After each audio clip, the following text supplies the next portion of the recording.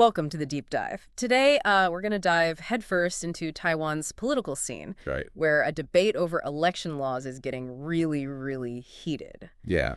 You've shared a fascinating article with us from a Taiwanese news source, Right. and we're going to unpack the key points and explore what's at stake for Taiwan's democracy. It's like watching a real-life political thriller unfolding right before our eyes. It certainly is. Yeah. And we'll analyze the proposed changes, explore the motivations of the key players, Yeah. the DPP, the KMT, and the TPP, Of course, yeah. and consider the broader implications for Taiwan's political landscape. Okay, so let's set the stage. The KMT, Taiwan's main opposition party, Right. is pushing to amend the Election and Recall Act. And this amendment would make it a lot tougher to recall elected officials. Exactly. Yeah. Imagine you're a voter in Taiwan, and you're not happy with an elected official's performance. Currently, to get a recall vote on the ballot, you need signatures from a certain percentage of eligible voters. Then, for the recall to actually be successful, you need a simple majority of yes votes. And those yes votes have to represent at least 25% of all eligible voters. Wow. The KMT is proposing to raise that 25% threshold, significantly making recalls far less likely. So they're basically trying to make it much harder to remove an elected official from office.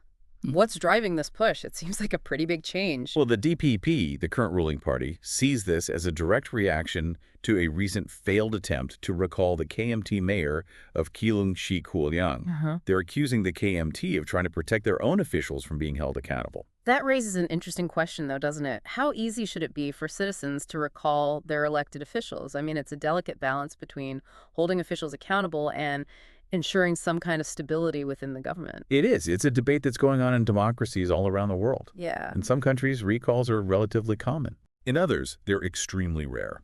So where does Taiwan fit into all of this? It sounds like they're leaning towards making recalls less frequent. That seems to be the direction the KMT is pushing for. Okay. But it's not a done deal yet. The DPP, for their part, is fiercely opposed to this amendment. They're focusing their energy on passing what they call people's livelihood bills, Okay. essentially highlighting their commitment to addressing everyday concerns, perhaps in an attempt to contrast their approach with what they see as the KMT's political maneuvering. Okay, so they're trying to shift the focus away from this recall debate and onto issues that directly impact people's lives. It almost makes you wonder if they're concerned about how this amendment might be perceived by the public. That's certainly a possibility. They're trying to present themselves as the party that's focused on the real issues, the things that matter most to ordinary people. But wait, it's not just a two-party system in Taiwan, right? Right. We also have the TPP, the Taiwan People's Party, a relatively new party that's been gaining some traction. Where did they stand on this? Yes, the TPP. They're an interesting player in this whole situation. They're not fully on board with the KMT's proposed changes. Internal polling within the TPP suggests that the public is actually quite divided on whether or not to raise the recall threshold. They seem to be taking a more cautious approach, supporting stricter rules against fraudulent signatures on recall petitions, but stopping short of endorsing a higher overall bar for recalls. So they're trying to navigate this carefully. They don't want to alienate voters who support the KMT's proposal, but they also don't want to appear to be siding against the people's right to recall their officials. It's a tricky position to be in. It really is. It speaks to the growing influence of the TPP and their potential to become a kingmaker in Taiwanese politics. Their decisions could have a major impact on the outcome of this debate. This is where it gets really interesting. This whole situation is playing out like a political drama, Absolutely. with both the DPP and the KMT employing some pretty dramatic tactics to push their agendas. Absolutely. The DPP, for instance, held an all-night vigil at the Legislative Yuan, Wow. which is Taiwan's parliament. I see. To prevent the KMT from trying to fast-track the bill, they brought sleeping bags, snacks, the whole 9 yards. Wow, talk about dedication. It seems like they're pulling out all the stops to block this amendment. They certainly are. Meanwhile, the KMT is accusing the DPP of prioritizing these political battles over more pressing issues like education and social welfare. Oh, wow. It's a classic political strategy, trying to paint your opponents as out of touch with the needs of the people. It sounds like a scene straight out of House of Cards. So where do things stand right now with this proposed amendment? Is it going to be a showdown? As of Friday, November 22nd, the KMT has actually postponed bringing the bill to a vote. Oh, so they're backing down. Not necessarily. They're Yeah. insisting that they will eventually proceed with the amendment, Okay. but they're likely reassessing their strategy. They might be trying to gauge the level of public support or perhaps looking for ways to garner more votes from within the legislative yuan. It sounds like we're headed for a political standoff. It certainly seems that way. Yeah. The KMT's decision to postpone the vote only adds to the suspense. Yeah. Will they manage to push through their amendment? Will the TPP side with them? It's a question that has everyone on the edge of their seats. So much intrigue. It really highlights how fluid and dynamic Taiwan's political landscape is. It really does. This debate over election laws isn't just about procedural tweaks. Right. It's a window into the very nature of Taiwan's democracy, how power is negotiated, and the role citizens play in shaping their government. This is such a fascinating deep dive into the heart of Taiwanese politics. It's amazing how one seemingly small amendment can reveal so much about the bigger picture. That's the beauty of these deep dives. Yeah. We get to peel back the layers and uncover the underlying currents that shape events. Okay, we've covered a lot of ground here, but we're just getting started. We'll be back in a moment to delve even deeper into this fascinating story. And as we go deeper, it's important to think about the wider context of Taiwanese politics. Yeah. Taiwan has a really vibrant and ever-evolving democratic system. It does. And it's fascinating to see how these different political factions are constantly, pushing and pulling, trying to shape the direction of their country. It's like a constant dance between different ideologies and priorities.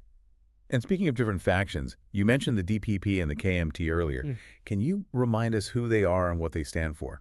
Of course. So the DPP, the Democratic Progressive Party, Right. is currently the ruling party.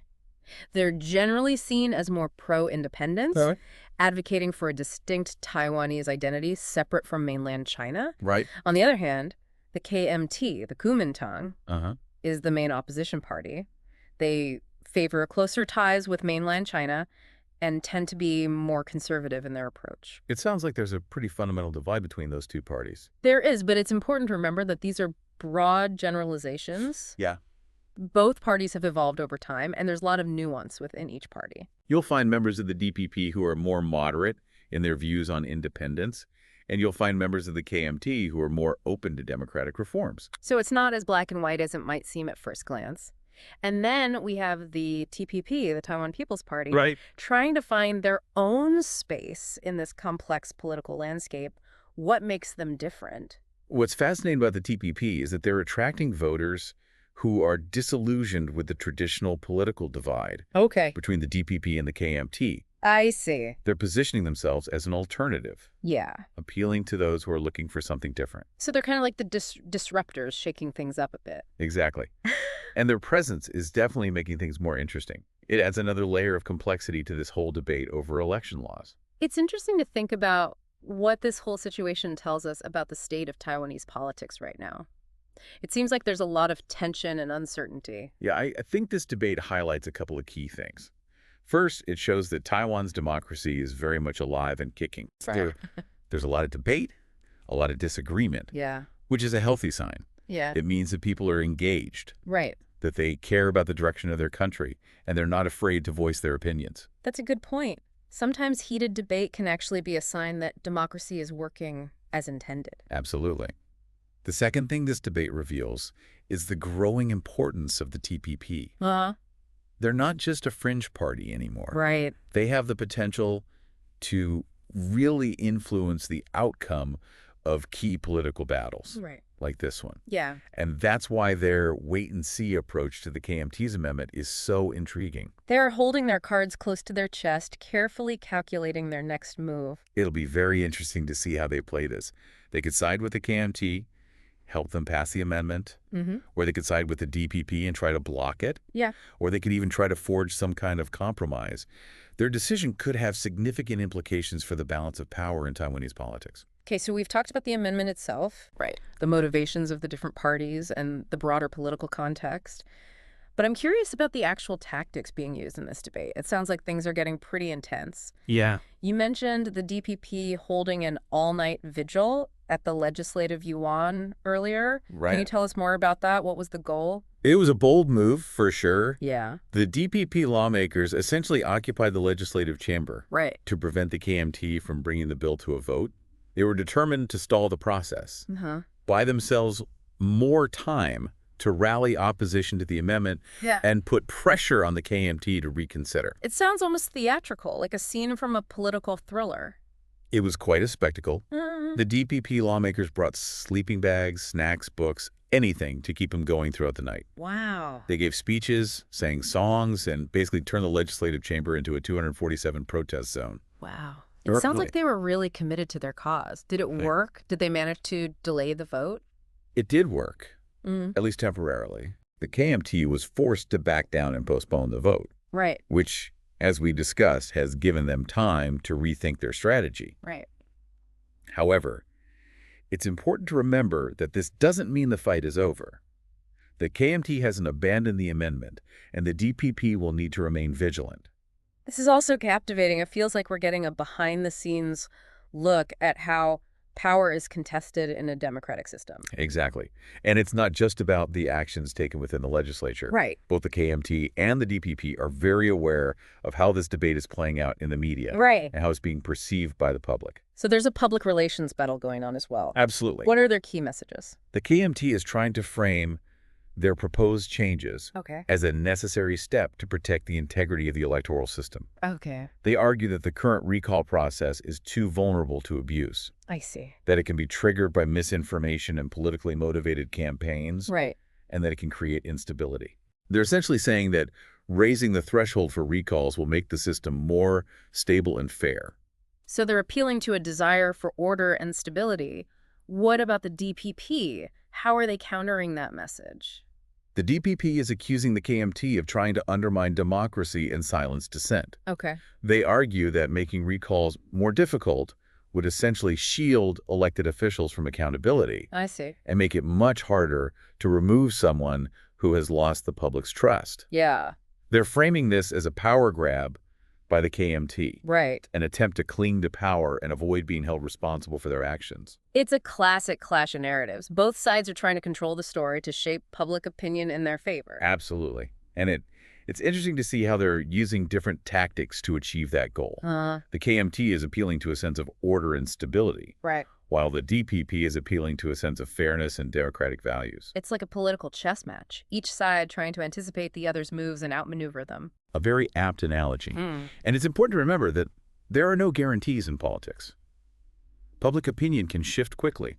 Alliances can be formed and broken, and unexpected events can completely change the game. So we'll just have to wait and see how this unfolds. But in the meantime, I'm curious to hear your thoughts on the bigger picture here. Sure. You mentioned earlier that this debate reflects broader global trends. Right. Can you elaborate on that? You're right. What we're seeing in Taiwan is part of a larger phenomenon that's affecting democracies around the world. Yeah. We're living in an era of increasing political polarization, growing distrust of institutions, and a rise in populism. So you're saying that this debate over election laws is a symptom of a deeper malaise? In a way, yes. People are feeling increasingly disenfranchised. Right. Like their voices aren't being heard. Yeah. And they're looking for ways to hold their leaders accountable. This is why we're seeing debates about electoral reform campaign finance and even the very nature of democracy itself taking place in countries all over the world. So this debate in Taiwan, while specific to its own context, is actually part of a much bigger story. Precisely. It's a microcosm of the challenges and opportunities facing democracies in the 21st century. How do we balance the need for stability with the desire for greater citizen participation? Right.